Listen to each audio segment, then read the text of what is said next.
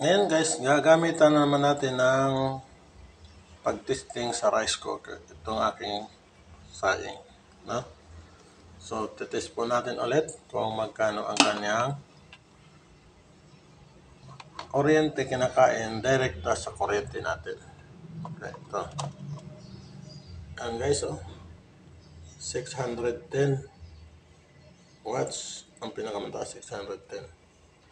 So, napakataas po guys, diba? Napakataas.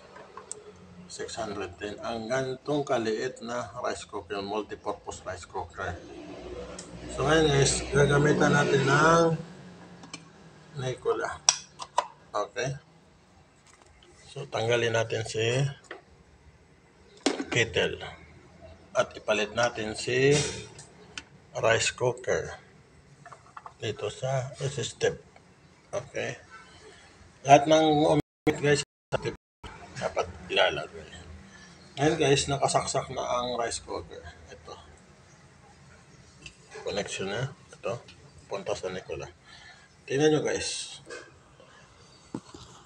O, di ba from 600 something, 600 plus.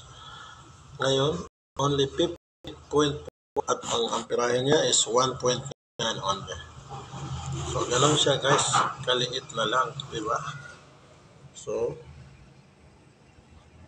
ganyan siya guys. Kung itatabi lang natin siya guys. Kunin natin siya dito. Then, itatabi natin siya sa current. Okay. Sa Nikola. So guys, no effect. Meaning, hindi siya advisable, itabi lang. Okay. Kailangan siya connect sa Nikola. Kasi pwede yan sa